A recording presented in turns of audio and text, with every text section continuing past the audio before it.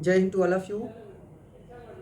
As we are meeting after a very long pause, today I have taken another very important historiography topic that is is history science और art. इतिहास कला है या विज्ञान। जैसा कि आप जानते होंगे कि हम लोगों ने जब नेचर ऑफ हिस्ट्री की चर्चा किया था तो नेचर ऑफ हिस्ट्री में हम लोगों ने अनेक विद्वानों के, अनेक इतिहासकारों के मतांतरों की चर्चा किया था। उन मतों पर भी चर्चा किया था जो इतिहास के संदर्भ में उन्होंने व्यक्त किया। somebody say that history is just like the science, some others say that history is just like the art। किसी ने यह कहा कि इतिहास समाज का अध्ययन है, किसी ने कहा इतिहास एक कहानी है, किसी ने कहा कि इतिहास आर्थिक प्रकृति का होता है, किसी ने इतिहास को बौद्धिक प्रकृति का कहा। तो अलग अलग इतिहासकारों ने, अलग अलग विद्वानों ने इतिहास की अलग अलग दृष्टिकोण से परिभाषा दिया, अलग अलग दृष्टिकोण से इसके प्रकृति को निर्धारित करने का प्रयास किया। इसी संदर्भ में अनेक मतांतरों का विकास होता है। But I you know that इसमें से जो सबसे प्रमुख, सबसे ज़्यादा मूड पॉइंटेड है, सबसे ज़्यादा विवादित रहा वह रहा कि क्या इतिहास विज्ञान है अथवा कला। इतिहास विज्ञान और कला का जो प्रश्न उठाया गया, वास्तव में इतिहास के संदर्भ में दो महत्वपूर्ण दृष्टिकोण हैं। प्रथम दृष्टिकोण आपका वस्तुवादी दृष्टिकोण कहलाता है, जिसे ऑब्जेक्टिव व्यू ऑफ हिस्ट्री कहते हैं। And second one is referred as the idealistic view of history. तो जो पहला आपका है वस्तुवादी दृष्टिकोण और दूसरा आपका है आदर्शवादी दृष्टिकोण। अगर इन दोनों दृष्टिकोणों की हम चर्चा करें तो वस्तुवादी दृष्टिकोण ऑब्जेक्टिव व्यू ऑफ हिस्ट्री और दूसरा आपका है आदर्शवादी दृष्टिकोण। आदर्शवादी जो दृष्टिकोण है इतिहास का, यह वस्तु की अपेक्षा व्यक्ति पे जोर देता है। इसके प्रमुख इतिहासकार आपके बेनेडिटो क्रोसे हैं। बेनेडिटो क्रोसे जो इटली के हैं, और बेनेडिटो क्रोसे का एक बड़ा प्रसिद्ध कथन है, all history is the contemporary history. सभी इतिहास समकालीन इतिहास होते हैं। बेनेडिटो क्रोसे वही हैं जिनसे Gandhi ji second round table conference में जब गांधी जी गए थे आपके लंदन, तो लंदन से लौटते समय गांधी जी इटली गए और इटली में गांधी जी इनसे मुलाकात भी किए थे। तो बेनेडिटो क्रोसे इसके महत्वपूर्ण इतिहासकार हैं। आदर्शवादी इतिहासकार जो हैं ये बेसिकली वस्तु के स्थान पे, वस्तु का मतलब है साक्ष्य या तथ्य के स्थान पे ये लोग व्यक्ति को ज़्यादा महत्व देते हैं। इसीलिए ये व्यक्तिवादी दृष्टिकोण के समर्थक कहलाते हैं। और व्यक्तिवादी दृष्टिकोण जो होता है वह व्यक्ति या जो इंडिविजुअल ह्यूमन बीइंग्स हैं, जो प्रोटैगनिस्ट पार्ट ऑफ हिस्ट्री हैं, उन्हीं के पोरिफरी में इतिहास की व्याख्या करता है, उन्हीं के पोरिफरी में इतिहास को स्थापित करने का प्रयास करता है। तो वह जिसमें ऐसा व्यू जिसमें यह माना जाए कि इतिहास महान व्यक्ति के इर्द गिर्द या व्यक्ति के इर्द गिर्द ही घूमता है, वह दृष्टिकोण आपका कहलाता है आदर्शवादी दृष्टिकोण। और इसमें जो अगर महान व्यक्ति के सापेक्ष इतिहास लिखा जाए तो वह कहलाता है आपका ग्रेट मैन थियरी। दूसरा महत्वपूर्ण दृष्टिकोण है आपका है वस्तुवादी या ऑब्जेक्टिव व्यू ऑफ हिस्ट्री।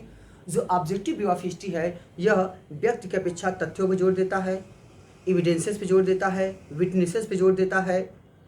यह इतिहास को साक्ष्य सापेक्ष लिखने की बात करता है, इतिहास को तर्कसंगत लिखने की बात करता है, इतिहास को ऑथेंटिक लिखने की बात करता है।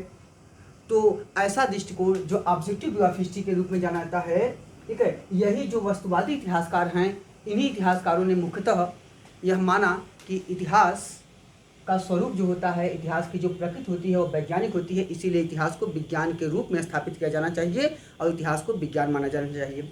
अब इतिहास को विज्ञान मानने वाले में जो प्रमुख इतिहासकार हैं, प्रमुख महत्वपूर्ण व्यक्तित्व हैं, उनमें थ्यूसिडाइड्स, विलियम डिल थे, जेबी ब्यूरी, सीले, अगस्त काम्टे, लियोपार्ड वान रांके, वाल्टेयर, प्रोफेसर घाटे, कॉन्ड्रसे, कार्लिंगवुड, अब बहुत सारे इतिहासकार हैं। इन लोगों ने इतिहास को विज्ञान माना और कुछ अदर्स जो हैं इतिहास को कला मानी, जैसे Trevelyan, Rouse, Carlyle, Macaulay, Geoffrey, Henri Pirenne and so many others who are related to in this group are related to particularly with this approach। इसमें अगर देखा जाए तो अगर हम विज्ञान को देखें, अगर हम एक एक तथ्य को लें तो आधुनिक में वास्तव में पश्चिमी इतिहासकार जो बेसिकली वस्तुवादी इतिहासकार के रूप में देखे जाते हैं, इन्हीं लोगों ने सबसे पहले इतिहास में वैज्ञानिकता का प्रश्न उठाया और इतिहास को विज्ञान के रूप में स्थापित करने का प्रयास किया। ऐसे इतिहासकारों ने कहा कि जिस तरह से विज्ञान होता है, जिस तरह से विज्ञान का लक्ष्य होता है, जिस तरह से विज्ञान का उद्देश्य होता है, उसी तरह इतिहास का भी लक्ष्य होता है, इतिहास का भी उद्देश्य होता है। उसी परिप्रेक्ष्य में इतिहास को भी देखा जा सकता है, समझा जा सकता है, इतिहास की व्याख्या की जा सकती है। जैसे अगर हम थोड़ा विज्ञान को लें, अगर विज्ञान को देखें तो विज्ञान का मतलब होता है किसी वस्तु के संदर्भ में व्यवस्थित ज्ञान, सुनियोजित ज्ञान, क्रमबद्ध ज्ञान हो, वही आपका विज्ञान है। अगर इस व्यू से देखें तो इन लोगों ने कहा कि अगर इतिहास को विज्ञान के रूप में देखें, जैसे कि आप जानते होंगे विज्ञान की महत्वपूर्ण विशेषता क्या है। विज्ञान की जो महत्वपूर्ण विशेषता होती है वह क्या है, वह आपका है विज्ञान जो होता है पूरी तरह से वस्तुनिष्ठ होता है। विज्ञान के निर्णय सार्वभौमिक होते हैं। विज्ञान के निर्णयों में पूर्वानुमानता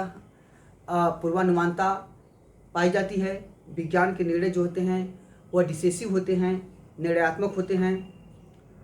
विज्ञान के निर्णय जो होते हैं निश्चित होते हैं। विज्ञान प्रयोगशालाओं आदि के माध्यम से तथ्यों को सिद्ध करता है, प्रमाणित करता है। इनमें भविष्यवाणी की क्षमता होती है, पूर्वानुमान के आधार पर भविष्यवाणी की क्षमता होती है। तो विज्ञान के बहुत सारे गुण हैं। अगर इसी परिप्रेक्ष्य में हम इतिहास को आगे देखेंगे क्या इतिहास और विज्ञान में समानता है कि नहीं। और आज पहले के इतिहासकार आते हैं, पहले प्रमुख इतिहासकार जिन्होंने इसकी चर्चा किया। इन इतिहासकारों में सबसे प्रमुख नाम है जो प्राचीन इतिहासकारों में अगर देखें तो हैं थ्यूसिडाइड्स। थ्यूसिडाइड्स आप जानते हैं बहुत फेमस इतिहासकार हैं।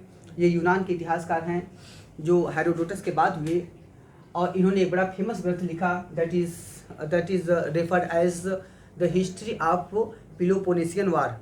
हिस्ट्री ऑफ पेलोपोनेशियन वार जो है यह विश्व का प्रथम सैनिकवादी इतिहास मानाता है, यह विश्व का प्रथम सैनिकवादी ग्रंथ मानाता है। So that Thucydides is referred as the first competent historian of the world or first armenical historian of the world। इन्होंने जो ग्रंथ लिखा हिस्ट्री ऑफ पेलोपोनेशियन वार, इस ग्रंथ में इन्होंने आपके जो एथेंस स्पार्टा के युद्ध रहे हैं उनकी उन्होंने विस्तृत चर्चा किया। जो आपका हेलेना ऑफ ट्रॉय आदि की कहानी है उस पर उन्होंने महत्वपूर्ण ध्यान आकर्षित किया। थ्यूसिडाइड्स ने हेरोडोटस को लोगोस टेलर कहा है, LOGOS, लोगोस टेलर। थ्यूसिडाइड्स ने कहा कि हेरोडोटस जो हैं वह केवल कहानी कहने वाले हैं, कहानीकार हैं, इतिहासकार नहीं। और कुछ इतिहासकारों ने, कुछ अन्य इनके आलोचकों ने इनको यहाँ तक कह दिया कि Herodotus is just like the father of lies. Herodotus is just like the father of lies and he is also referred by his critics as logos teller, मतलब आपका कहानीकार और जुट्ठों का पिता, इसके रूप में इनको व्याख्यायित किया। ठीक है, जबकि हेरोडोटस को फादर ऑफ हिस्ट्री कहा है सिसरो ने।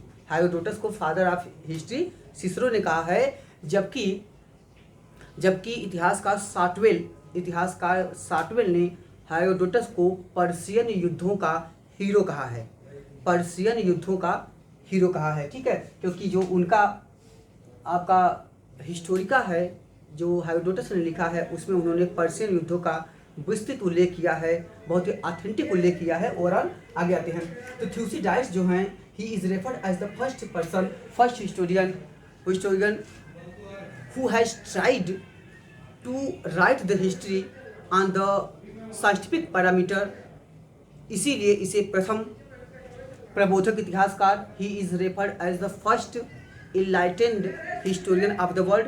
इन्हें प्रथम प्रबोधक इतिहासकार मानता है। इन्होंने इतिहास में वैज्ञानिकता का समावेश करने का प्रयास किया। इतिहास को तार्किक रूप से इतिहास को इन्होंने क्रिटिकली एनालाइज करने का प्रयास किया। तो इनके महत्वपूर्ण योगदान रहे हैं। इसीलिए कॉलिंगवुड कहता है, इनके संदर्भ में कहता है कि हेरोडोटस इतिहास के पिता हो सकते हैं, लेकिन मनोवैज्ञानिक इतिहास लिखने का जो श्रेय है वह उसके प्रथम व्यक्ति जो हैं वह थ्यूसिडाइड्स हैं।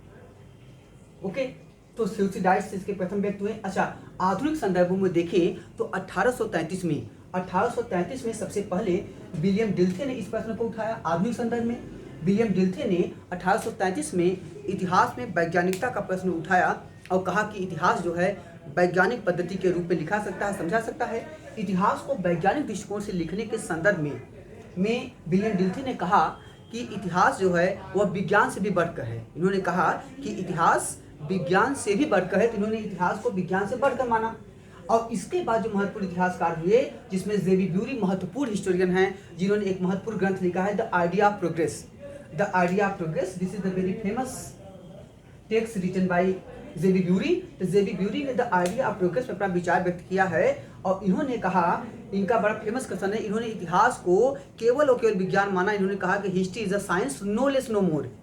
This is the very famous statement and this statement is often asked in many competitive exams.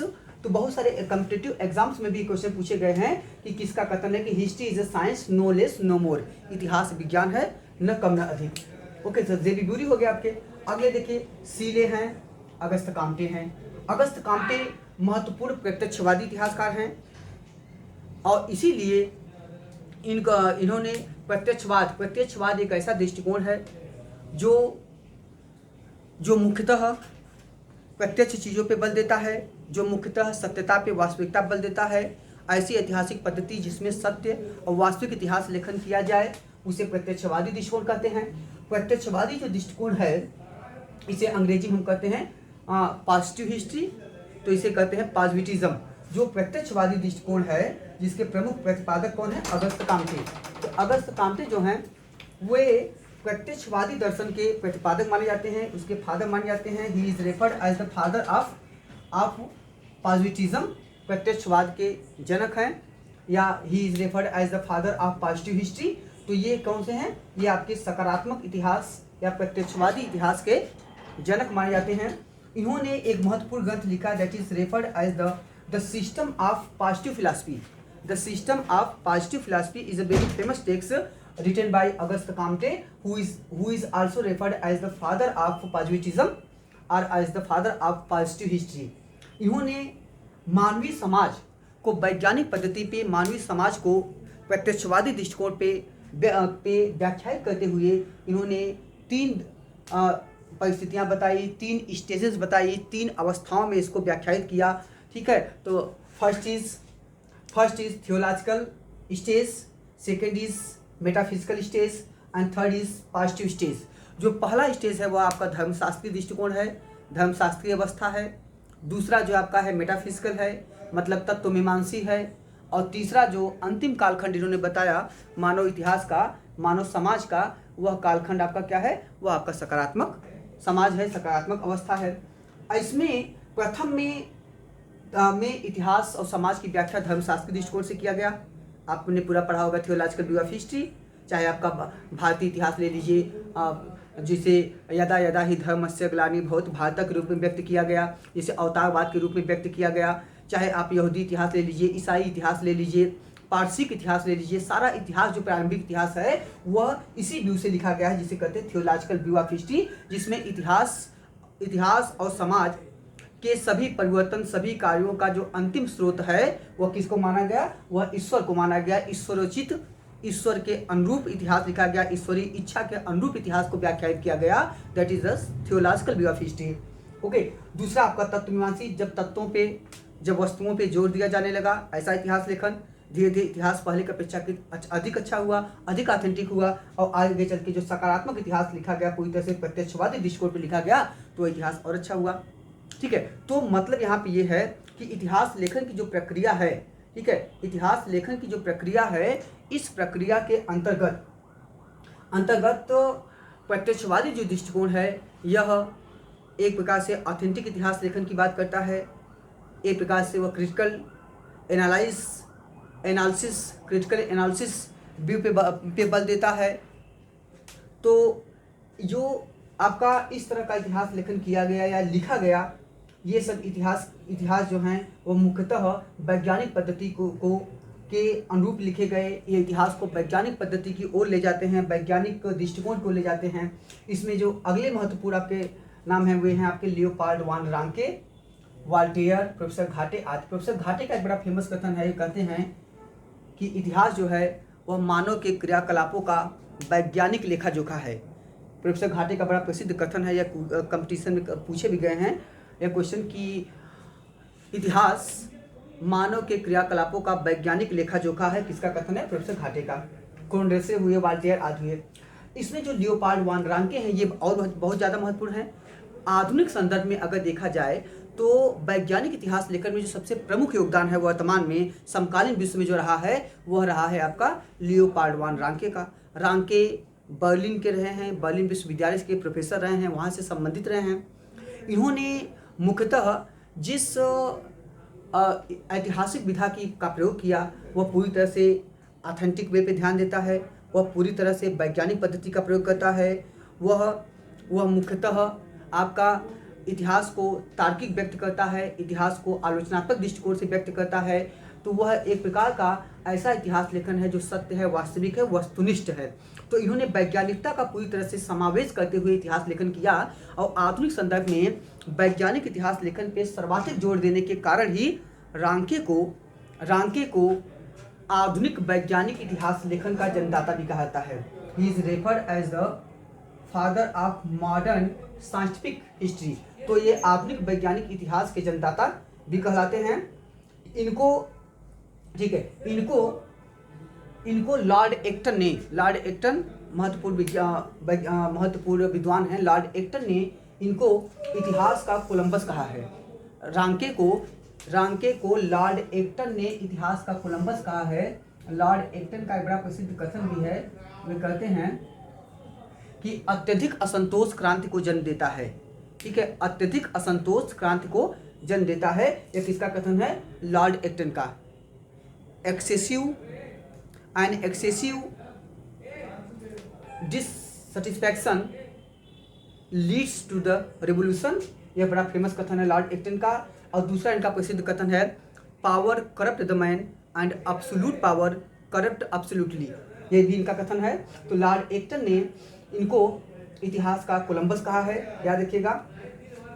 दूसरा महत्वपूर्ण तथ्य है कि चूंकि जो लियोपार्ड वान रांके हैं इन्होंने कई महत्वपूर्ण ग्रंथ लिखे, जैसे history of Latin and Teutonic nations. Teutonic is related to German, वो जर्मनी के थे। ट्यूटोनिक मीन्स जर्मन, तो TEUTONIC history of Latin and Teutonic Nations.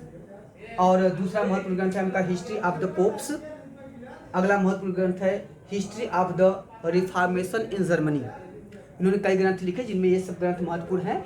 तो इन ग्रंथों में उन्होंने अपनी ऐतिहासिक पद्धति का प्रयोग किया, ऐतिहासिक पद्धति के बारे में बताया। इनका सारा योगदान जो इतिहास के संदर्भ में है वह बर्लिन विश्वविद्यालय से संबंधित है। और बर्लिन विश्वविद्यालय से जिस क्रांतिकारी, जिस परिवर्तनकारी इतिहास लेखन की शुरुआत उन्होंने किया वह आगे चलकर विश्वव्यापी हुआ, विश्व के देशों को इसने प्रभावित किया। इसीलिए इनके परिवर्तनों के आधार पर जो परिवर्तन की प्रक्रिया बर्लिन से चली, इनके योगदानों को समग्र रूप से समग्रता प्रदान करते हुए उसे बर्लिन क्रांति के रूप में जाना गया। तो इनके योगदानों को समग्र रूप से इंटीग्रेटेड व्यू में अगर देखें तो इनका जितना भी कंट्रीब्यूशन है, all is contribution that is made in the arena of historiography और history writing is referred in a single language, in a single word, that is the single word is Berlin revolution. तो Berlin revolution जो है यह इनके समग्र योगदानों को दर्शाता है। इसे कहते हैं बर्लिन क्रांति। क्रांति का मतलब परिवर्तन या बदलाव, और बर्लिन मतलब तो बर्लिन क्षेत्र, देश, क्षेत्र, जगह। तो बर्लिन से जो क्रांतिकारी प्रक्रिया शुरू हुई उसे कहा गया बर्लिन क्रांति के रूप में इसे जाना गया। ठीक है, तो रांके का जो महत्वपूर्ण योगदान रहा वजह रहा। रांके कहते हैं, रांके का बड़ा फेमस कमेंट है, कहते हैं कि history should embrace the principle of how the things actually were. ये क्वेश्चन कई बार पूछा गया, अभी राजस्थान असिस्टेंट प्रोफेसर पूछा गया है कि किसका मत है, कि कौन कहता है कि इतिहास को how the things actually were इस सिद्धांत पे लिखा जाना चाहिए। तो हाउ द थिंग्स, जैसे जो वस्तुएं थी उसी के रूप में उसको व्याख्यायित करना। तो he says that history should embrace the principle of how the things actually were. इसी प्रिंसिपल पे लिखा जाना चाहिए। और इनका महत्वपूर्ण जो जोर है वह रहा है, इन्होंने कहा कि इतिहासकार का परम गुण है, इतिहासकार का जो परम धर्म वह है कि वह तथ्यों को, वह साक्ष्यों को वर्णित करे, साक्ष्यों को प्रस्तुत करे, लेकिन उसका व्याख्याता न बने, उसको व्याख्यायित करने का प्रयास न करे। अगर इतिहासकार केवल तथ्यों का वर्णन करेगा तो इतिहास वो तर्कसंगत होगा, साक्ष्य सापेक्ष होगा, वह इतिहास ऑथेंटिक होगा। लेकिन अगर इतिहासकार या रिसर्चर, गवेषक, अगर रिसर्च स्कॉलर या इतिहासकार हर चीज़ के पीछे वह अपना दृष्टिकोण व्यक्त करना शुरू कर देगा, वह जज बनने का प्रयास करने लगेगा, तो वह इतिहास जो हो जाएगा वह इतिहास कभी भी ऑथेंटिक नहीं रह पाएगा। वह इतिहास व्यक्तिवादी हो जाएगा, वह इतिहास जो होगा वह इतिहास विषयनिष्ठ होता जाएगा, तो वह वस्तुनिष्ठ इतिहास या वैज्ञानिक इतिहास नहीं रह पाएगा। इसीलिए वो कहता है कि इतिहासकार का गुण तथ्यों का वर्णन करना होता है, न कि तथ्यों की व्याख्या करना। तो इतिहासकार को व्याख्याता नहीं बनना चाहिए, इतिहासकार को केवल वर्णनकर्ता बनना चाहिए। हमको केवल तथ्यों को डिस्क्राइब करना चाहिए, उसको इंटरप्रेट करने का प्रयास नहीं करना चाहिए। इसी तथ्य पे बल देते हुए आगे मार्क ब्लॉक ने, जो महत्वपूर्ण इतिहासकार हैं, मार्क ब्लॉक ने एक बड़ा फेमस सिद्धांत दिया है, द हिस्टोरियंस क्राफ्ट, इतिहासकार का शिल्प। तो मार्क ब्लॉक कहते हैं कि इतिहासकार को जज बनने का प्रयास नहीं करना चाहिए। वो कहते हैं कि the mania of being judgmental is the satanic enemy of the true history. कहते हैं the mania of being judgmental is the satanic enemy of the true history.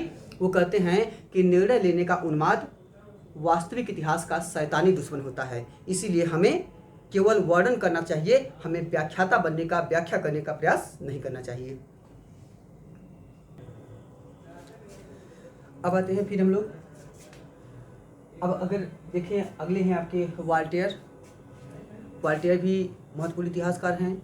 Voltaire को कॉलिंगवुड ने इतिहास दर्शन का पिता कहा है।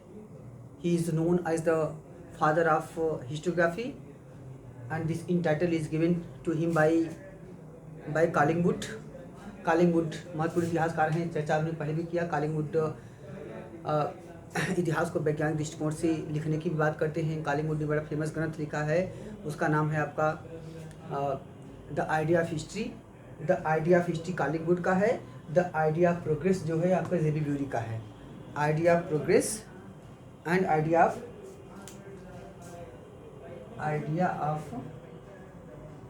हिस्ट्री। तो आइडिया ऑफ हिस्ट्री जो है ये आपका है कॉलिंगवुड का। Collingwood idea of history is written by Collingwood, while the idea of progress is written by J B bury.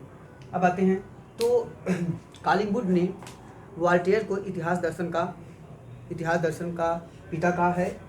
Voltaire भी महत्वपूर्ण व्यक्ति रहे हैं जिन्होंने इतिहास दर्शन में महत्वपूर्ण काम भी किया। वॉल्टेयर ने कई ग्रंथ लिखा, जैसे खत, एपिडस, लेटर्स ऑन इंग्लिश, लुई 14वां का काल, बदनाम चीज़ों को नष्ट करो। तो बहुत सारे इन्होंने ग्रंथ लिखे, बहुत सारा इन्होंने भी इतिहास दर्शन में काम किया, इसीलिए इन्हें इतिहास दर्शन का पिता भी कहते हैं। याद रखिएगा, इतिहास दर्शन का पिता वॉल्टेयर को कहते हैं।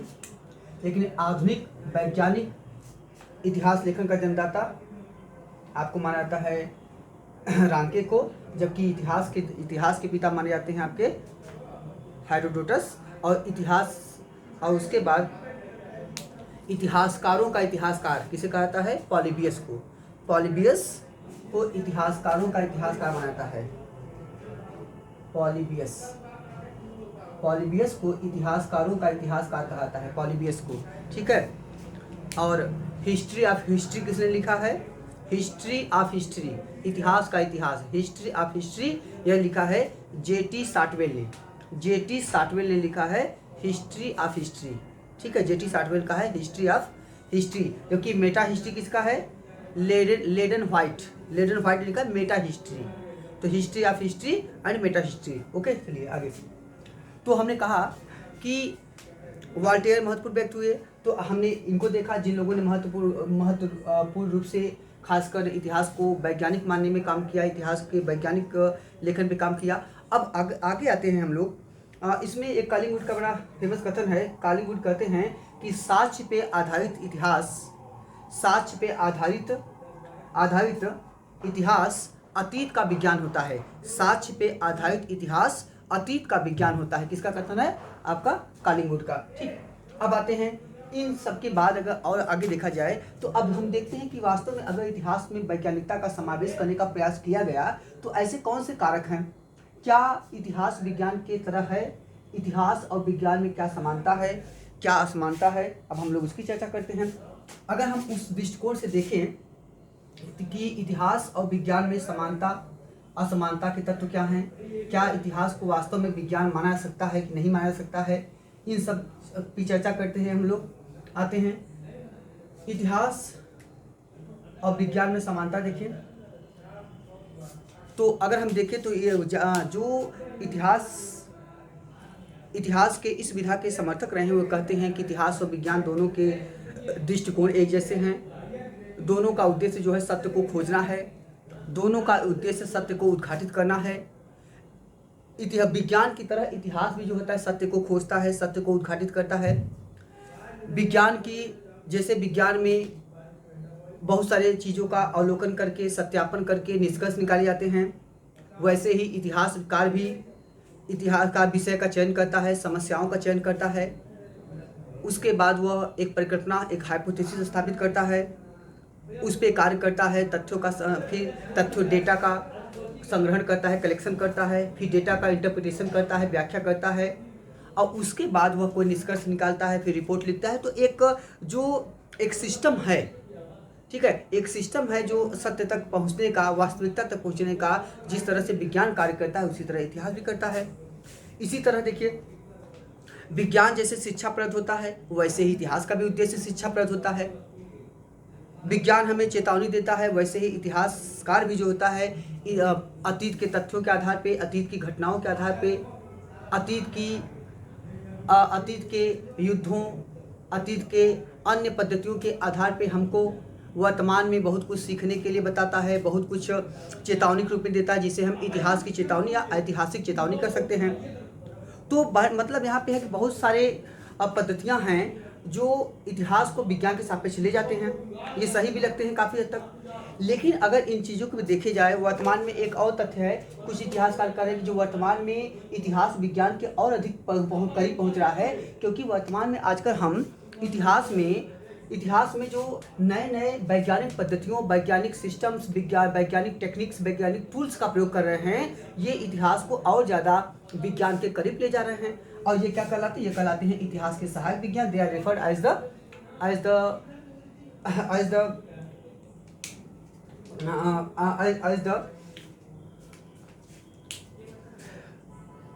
as the auxiliary sciences of history. They are referred as the auxiliary sciences of history. तो auxiliary sciences of history का मतलब हो गया auxiliary sciences of history, इतिहास के सहायक विज्ञान। अब विज्ञान, आपने सामाजिक विज्ञान सुना होगा, सहायक विज्ञान क्या होते हैं? इतिहास के सहायक विज्ञान का तात्पर्य होता है कि सामाजिक विज्ञानों को छोड़कर उसके अतिरिक्त सामाजिक विज्ञान जैसे इतिहास, भूगोल, कला, दर्शन शास्त्र, इकोनॉमिक्स, आपके ये सब सामाजिक विज्ञान हैं। अगर सामाजिक विज्ञानों को छोड़ दिया जाए, उसके अलावा मानव के द्वारा किए गए महत्वपूर्ण आविष्कार, महत्वपूर्ण वैज्ञानिक पद्धतियाँ, महत्वपूर्ण वैज्ञानिक तकनीक्स, अगर इनका प्रयोग इतिहास लेखन में किया जाता है तो ये इतिहास के सहायक विज्ञान कहलाते हैं। They are referred as the auxiliary sciences of history, जैसे epigraphy, palaeography, numismatics, sigillography, graphology. तो आजकल बहुत सारे टेक्निक्स आ गए हैं, बहुत सारी पद्धतियाँ आ गई हैं जिनका प्रयोग हम इतिहास लेखन में कर रहे हैं, जैसे क्लियोमेट्रिक हिस्ट्री, जैसे आपका सेमेंटिक हिस्ट्री, तो जैसे आपका जो भाषाई इतिहास जिसे नोम चोम्स्की ने दिया है। तो बहुत सारी पद्धतियां हैं जिसे कहते हैं लिंग्विस्टिक हिस्ट्री। तो बहुत सारी पद्धतियां हैं, नए नए सिस्टम्स आ गए हैं जिनका प्रयोग हो रहा है वर्तमान में, जैसे सी कार्बन डेटिंग सिस्टम जिसका आविष्कार BF लीबी ने किया, जिसमें आगे चल के महत्वपूर्ण सुधार किया सर्जकॉफ ने। तो जिसमें हम प्राचीन काल के जो स्केलेटन्स मिलते हैं उनके तिथि निर्धारित करते हैं। इसी तरह आपका थर्मोल्यूमिनेसेंस जिसे कहते हैं उष्मा दीप्ति विधि।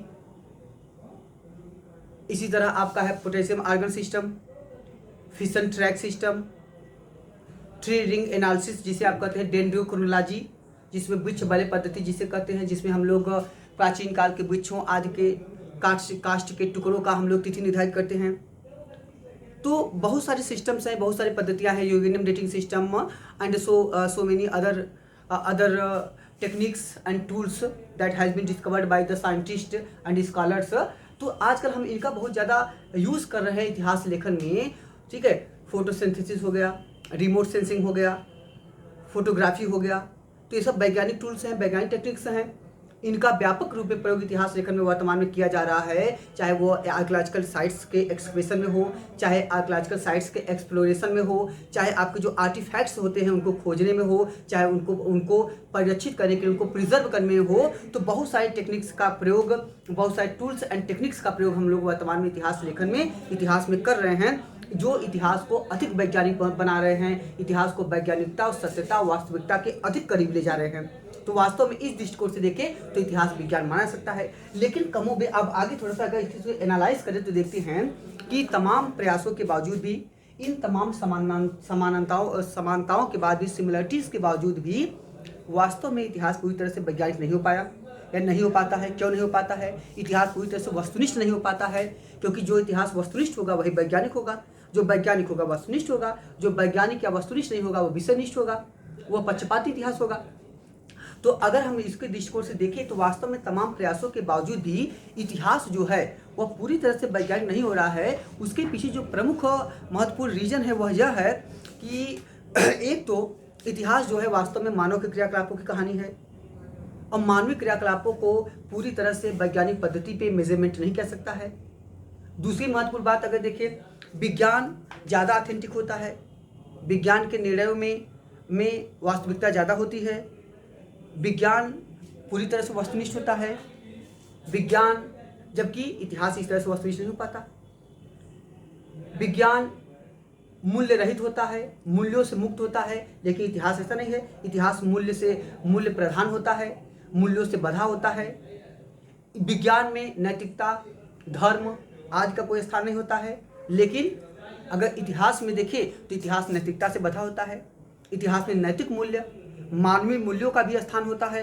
तो इसलिए इस दृष्टिकोण से भी इतिहास विज्ञान से अलग होता है। दूसरी महत्वपूर्ण बात, विज्ञान के निर्णय ज़्यादा वस्तुनिष्ठ होता है, ज़्यादा स्वाभाविक होते हैं पूरी तरह से, लेकिन इतिहास में ऐसा नहीं होता है, क्योंकि इतिहास की जो स्वाभाविकता है वह सीमाओं में बंधा होता है, वह पूरी तरह से इतिहास के विज्ञान की तरह नहीं हो सकता है। इसी तरह अगर देखा जाए कि विज्ञान के तथ्य ज़्यादा ऑथेंटिक इसलिए होते हैं क्योंकि विज्ञान के पास प्रयोगशाला होता है। विज्ञान प्रयोगशाला के माध्यम से तथ्यों को प्रमाणित करता है, लेकिन इतिहासकार के पास कोई प्रयोगशाला नहीं होती है। इतिहासकार के ग्रंथों का अध्ययन करता है, आर्कियोलॉजिकल साइट्स का अध्ययन करता है, ठीक है।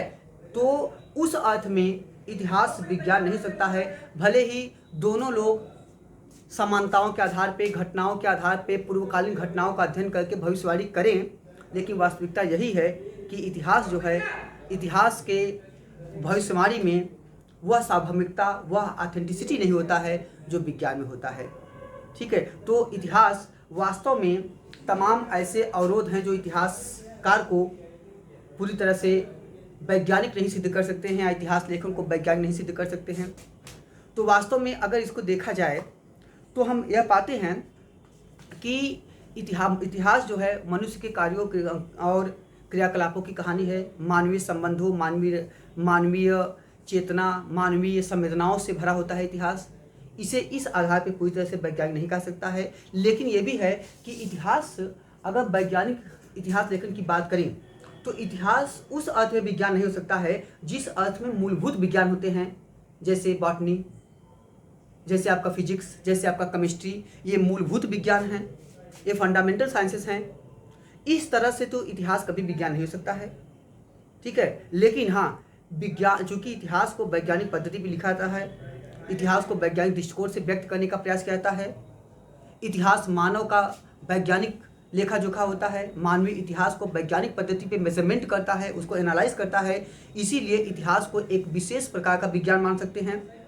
चूँकि यह मानवीय समाज का अध्ययन करता है, इसलिए इसे हम सामाजिक विज्ञान मान सकते हैं, मानवीय समाज का विज्ञान मान सकते हैं। लेकिन पूरी तरह से हम इसे यह मूलभूत विज्ञान नहीं मान सकते हैं। तो यह एक विशेष प्रकार का विज्ञान है, यह मानवीय विज्ञान है, यह समाज का अध्ययन करता है, इसलिए सामाजिक विज्ञान है। तो यह एक विशेष प्रकार का सामाजिक विज्ञान माना सकता है, लेकिन यह पूरी तरह से मूलभूत विज्ञान नहीं होता है।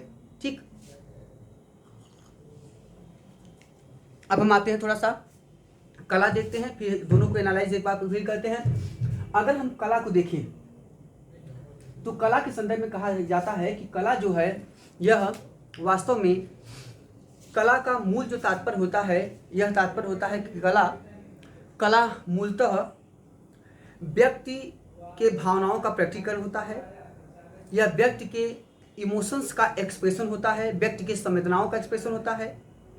तो अगर इस अर्थ में इतिहास को देखें कि अगर हम कह दें कि इतिहास जो है कला है, तो मतलब कहा जाए कि इतिहास जो है वह इतिहासकार की व्यक्तिगत भावनाओं की अभिव्यक्ति है। तो वास्तव में अगर प्रारंभिक दृष्टिकोण से प्राइमा फेसी देखें तो ये तो सही है कि भाई, क्योंकि इतिहास की व्याख्या तो इतिहासकार ही करता है, तो इतिहासकार अपने दृष्टिकोण से व्याख्यायित करता है, तो उस आधार पर तो कला मान सकते हैं। लेकिन अभी इसके जब हम लोग एनालाइज पे जाएंगे, इसको एनालाइज करेंगे तो देखेंगे कि सही है गलत है। इतिहास को कला मानने वाले प्रमुख इतिहासकारों में ट्रेवेलियन हैं, राउस हैं, कार्लाइल हैं, मैकाले हैं, जियोफरी हैं, हेनरी पिरेन हैं, आज और बहुत सारे इतिहासकार हैं। इन लोगों ने कहा कि जिस तरह से कलाकार अपने विषय का चयन करता है, कला की सामग्रियों का चयन करता है,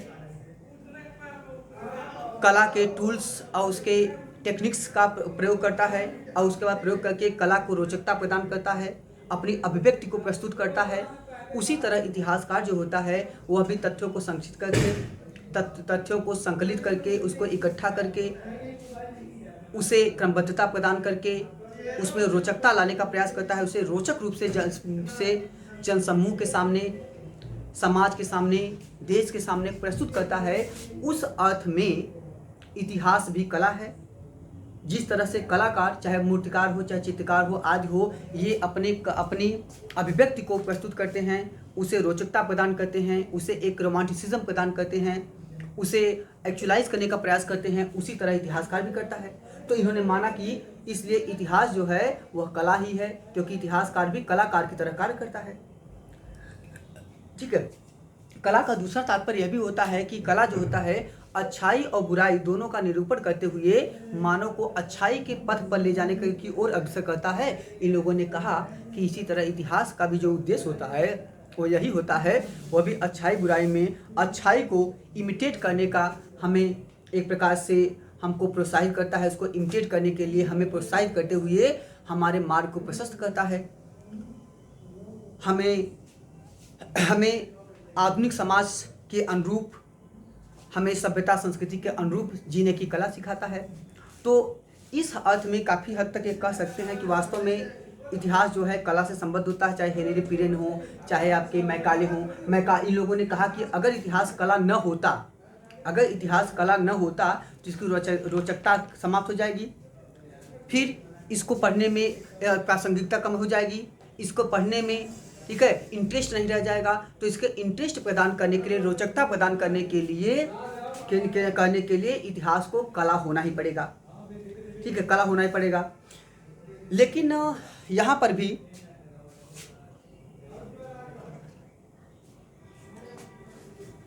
अगर इसको भी क्रिटिकली एनालाइज किया जाए तो हम कुछ संदर्भ में तो मान सकते हैं कि यह मानव के समाज का अध्ययन है, मानव के क्रियाकलापों का अध्ययन होता है। ठीक है, तो कलाकार की तरह इतिहासकार भी कार्य करता है, सही है, सब कुछ सही है। लेकिन सबसे बड़ी प्रॉब्लम यहाँ पे यह है कि अगर इतिहास को केवल कला मान लिया जाए, व्यक्तिगत अभिव्यक्ति मान लिया जाए, तो ये भी गलत होगा।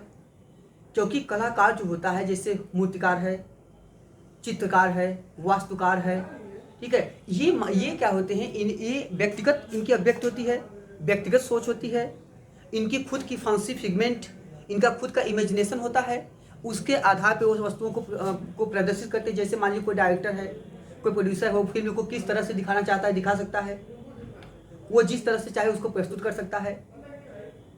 लेकिन हम आप, ठीक है, इतिहास को क्या उसी तरह प्रस्तुत कर सकते हैं जैसा चाहें? वैसा नहीं कर सकते हैं, क्योंकि हमारे पास एक सीमा होती है, हम सीमाओं में बंधे होते हैं। लेकिन कलाकार नहीं बंधा होता है। तो कला और इतिहास बहुत सारे अंतर भी हैं। सबसे प्रमुख अंतर तो यह है कि जो कला होती है वो व्यक्तिगत अभिव्यक्ति होती है, चाहे मूर्तिकार का हो, चाहे चित्रकार का हो, चाहे वास्तुकार का हो।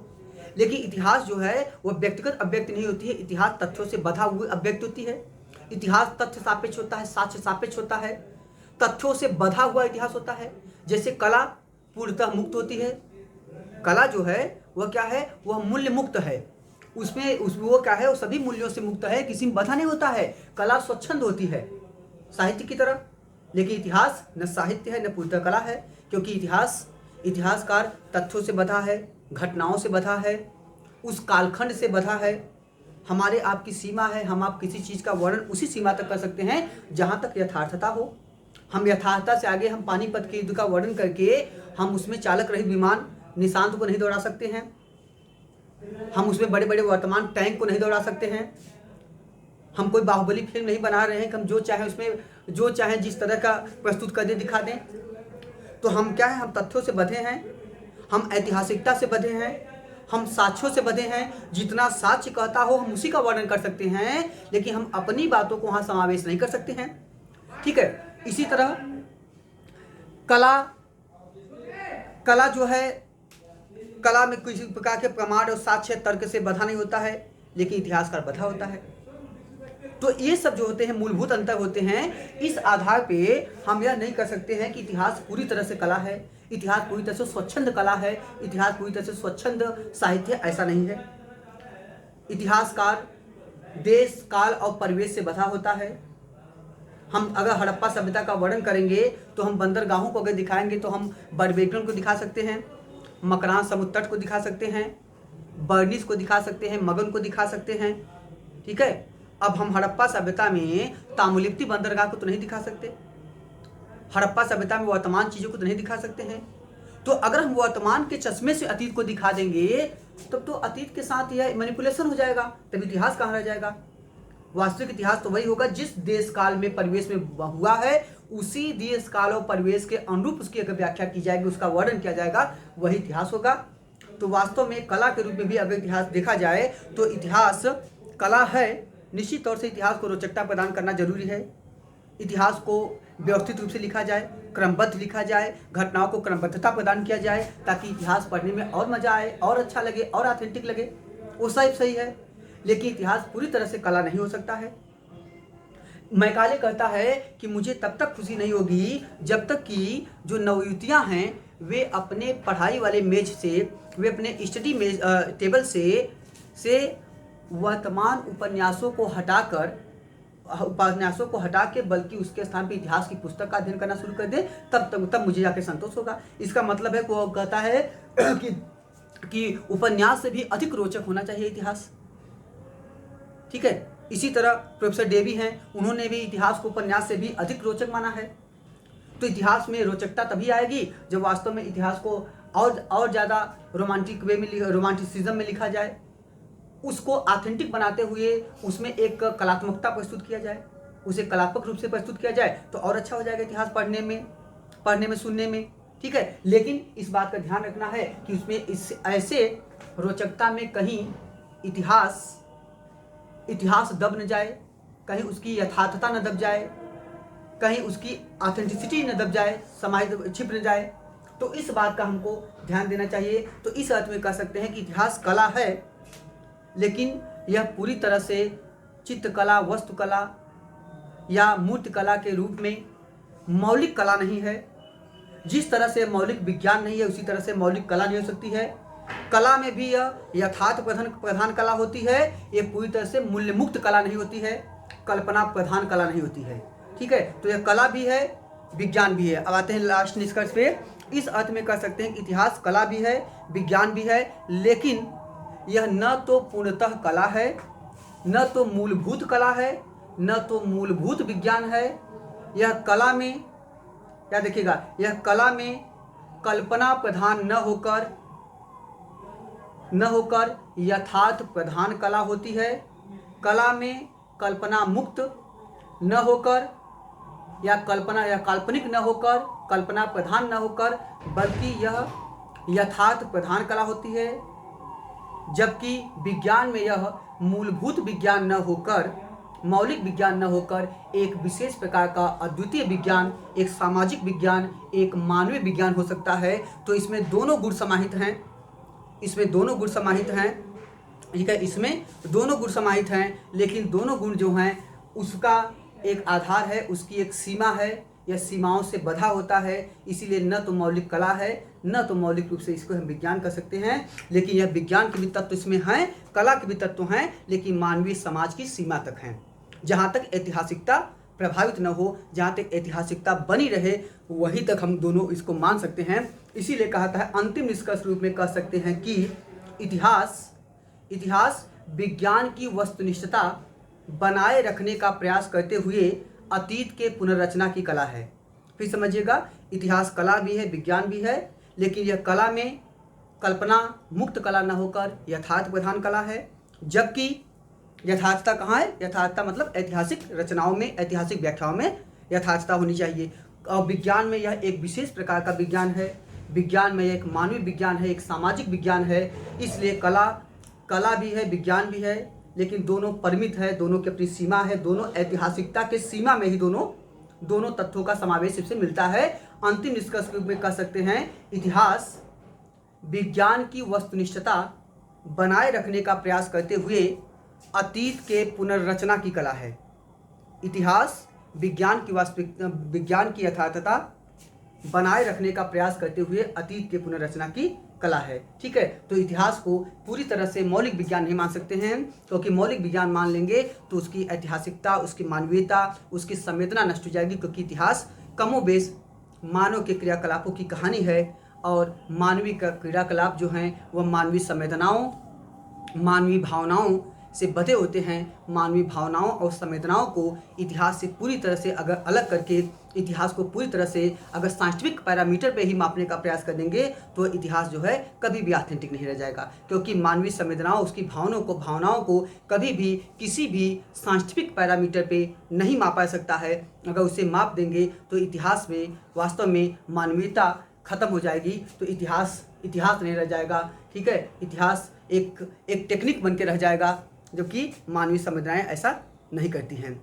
अगर ऐसे इतिहास होता तो ठीक है, तो इतिहास में आप देखे होंगे, इतिहास की महत्वपूर्ण घटनाओं में मानवीयता का और संवेदनाओं का क्या महत्वपूर्ण स्थान रहा है। अगर ऐसा ही होता, इसका एक महत्वपूर्ण उदाहरण देखिए, जब अनारकली के इतिहास को लीजिए या सलीम के इतिहास को लीजिए, आप देखते होंगे अनारकली के एपिथेट बनाया गया, जो उसका कब्र है, उस पर लिखा गया है, could I behold the face of my beloved once more, I would thank to the god until the day of insurrection. कहता है कि अगर मैं सलीम का चेहरा एक बार और देख पाती तो क़यामत के दिनों तक अल्लाह को धन्यवाद देती। ठीक है, तो मानवीय संवेदनाओं को आप पूरी तरह से अलग नहीं कर सकते हैं। अगर मानवीय संवेदनाएं न होती तो जहाँ यह न कहता कि मैंने एक प्याले शोरबे और आधे प्याले मदिरा के लिए हिंदुस्तान का पूरा जो सिंहासन है, हिंदुस्तान का पूरा जो साम्राज्य है, वो नूरजहाँ के नाम कर दिया है। तो मतलब ये है कि इतिहास में मानवीय संवेदनाओं का भी महत्वपूर्ण स्थान होता है। तो इतिहास कला विज्ञान दोनों है, लेकिन दोनों की सीमाएं हैं। ऐसा न हो तो कला में वहीं तक कला है जहाँ तक यथार्थता न समाप्त होने पाए, और विज्ञान में वहीं तक विज्ञान है जहाँ तक मानवीयता और मानवीय संवेदना बनी रहे। अल्टीमेटली लास्ट में हम यही कह सकते हैं कि इतिहास मानव के क्रियाकलापों, उसकी गतिविधियों, उसके उद्भव और विकास की पृष्ठभूमि है। उसके उद्भव और विकास को व्यक्त करने वाली, प्रदर्शित करने वाली एक महत्वपूर्ण गाथा है। इतिहास की उपादेयता, इसके महत्व को चरितार्थ करते हुए, जस्टिफाई करते हुए ही दिल्ली सल्तनत के महत्वपूर्ण इतिहासकार ज़ियाउद्दीन बर्नी, जिन्होंने 2 महत्वपूर्ण ग्रंथ लिखा, एक फतवाए जहांदारी, दूसरा तारीख़ फिरोज़शाही, उन्होंने इतिहास को सभी विज्ञानों की रानी कहा है। Barni says that history is the queen of all sciences. Ziauddin Barni says that history is the queen of all sciences. वहीं पे एक अन्य महत्वपूर्ण इतिहासकार इतिहासकार जॉनसन हैं। जॉनसन ने इतिहास को सभी सामाजिक विज्ञानों की पृष्ठभूमि कहा है। इतिहास को सभी सामाजिक विज्ञानों की पृष्ठभूमि कहा है जॉनसन ने। और जॉनसन का ही एक प्रसिद्ध कथन है कि भूगोल जो है वह इतिहास का नेत्र है। भूगोल इतिहास का नेत्र है। ओवरऑल कुल मिला के इतिहास में मानवीय सभ्यता संस्कृति का पूरा गाथा जो है वह समावेश है। इतिहास हमारे उद्भव और विकास की अविच्छिन्न प्रक्रिया को व्यक्त करने का एक विषय है, एक पद्धति है जो इसकी उपादेयता, इसके रेलेवेंस को सिद्ध करता है। Thank you to all of you.